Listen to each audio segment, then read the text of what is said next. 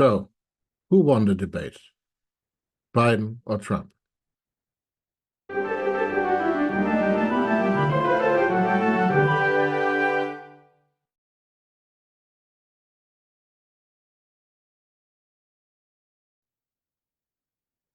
We had the debate, the first debate, maybe the last, between Joe Biden and Donald Trump for president. And the reactions seem to be clear. But let's look at this in a little bit more detail. Because what we are seeing here is the battle between narrative and substance. If you know a little bit about Joe Biden, if you've seen his speeches, yesterday he was a little bit, apparently, having a cold or COVID or whatever. And so his voice was a little bit less forceful, but you saw him make policy arguments. He tried to actually answer the questions. He stumbled over himself, as he has done for decades, because that's who he is. And he sometimes seemed a little bit confused about what Trump was saying because he wasn't prepared for some of these things. But if you're familiar with Joe Biden, there shouldn't have been any surprise. You saw a Joe Biden that was Joe Biden. If you watched the after show briefly, you saw him being way more energetic. Maybe that would have been helpful. But on substance, you didn't see anything there that you wouldn't have seen before. Same with Trump. The debate format curtailed both a little bit. Trump was who he always was. Yes, even though he's not that much younger than Biden, he seemed much more youthful. He seemed much more energetic, much more determined. Was clear in his speaking, but what he said was the same thing that he always says. There was no surprise there. There was defensiveness, evasiveness, a fireworks of facial expressions that maybe tells you some of the answers that he didn't want to give. But there was no surprise there. So if you pay attention to politics and you're used to Joe Biden, you saw the same old Joe Biden that you've always seen. If you are used to Donald Trump, you saw the same old Donald Trump that you've always seen.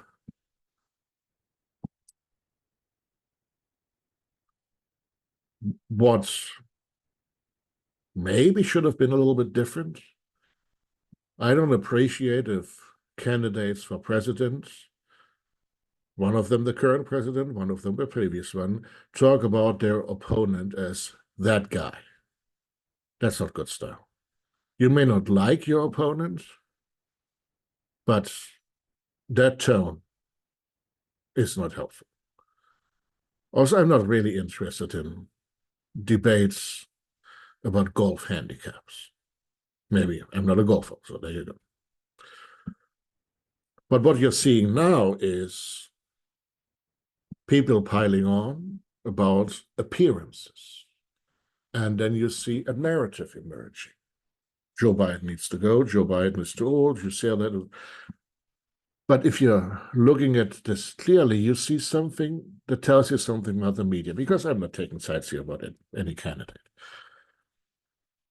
I'm just wanting to highlight what is going on now. You're seeing that narrative wins over substance. You're not having debates about issues. We're not having debates over whether immigrants are all undocumented, whether they're all criminals, whether they're all terrorists. We're not having debates about abortion or states' rights. We're not having debates about decent behavior, about lying, about not taking the other side seriously. We're just talking about who looks weak, who looks strong. Are these really democratic criteria? Is this really what a president's job is? Certainly, a president needs to project something. But most of what the president's job is done by people around him or her. Most of that job is done by the country itself. A president can project power if the country is powerful. And yes, what happened, the way the United States left Afghanistan was not very powerful looking.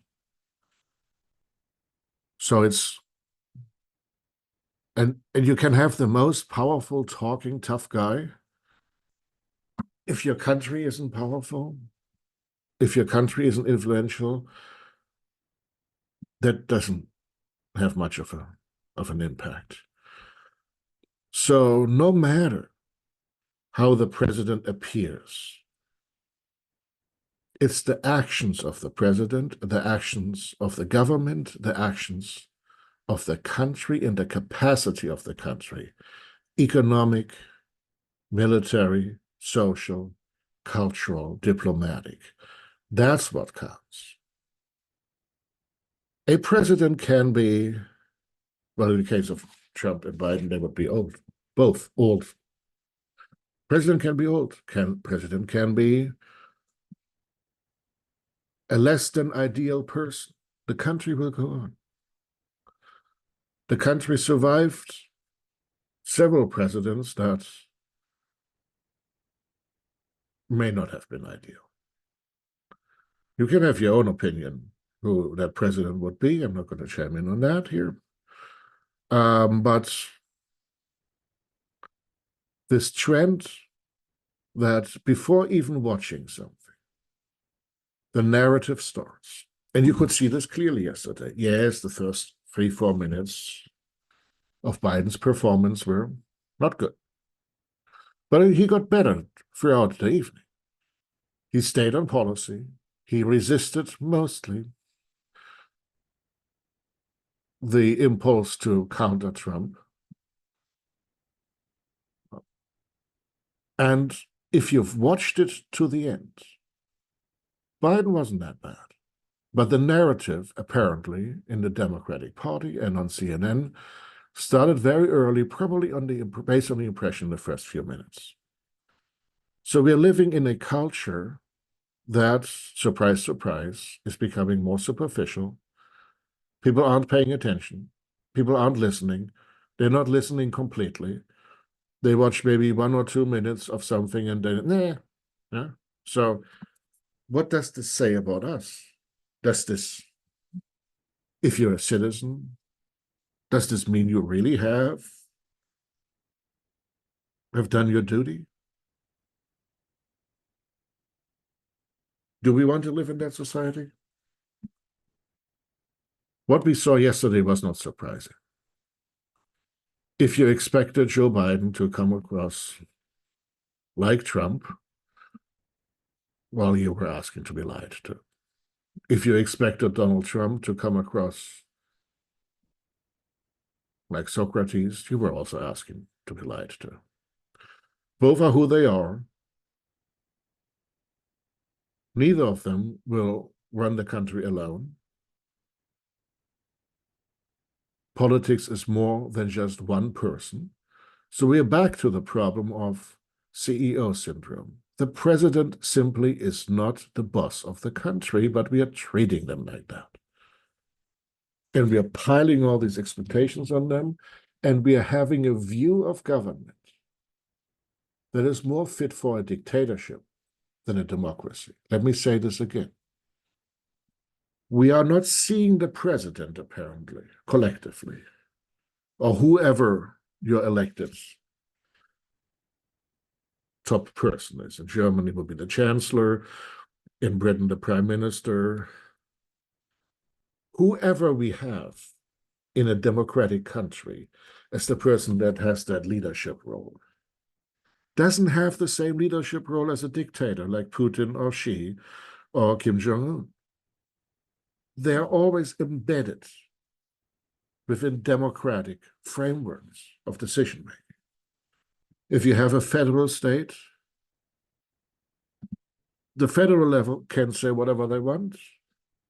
The states also have a voice in this. So how we approach the presidency, in this case, of a democratic country, of a democratic republic, is not reflecting the country that we're living in. We have given in to celebrity politics. We have given in to an obsession with leadership. We have given in to a thinking about individuals rather than structures. And that is the real problem. So when you ask yourself, who won the debate? No one did. Who lost? Well, maybe democracy lost a little bit yesterday, but not because of what we saw on the screen, but because of the reactions to it. I think that's what I wanted to say. Thank you very much. This is Erratic Attempts. I'm Dr. Philip Kneis. Like and subscribe if you want. See you soon.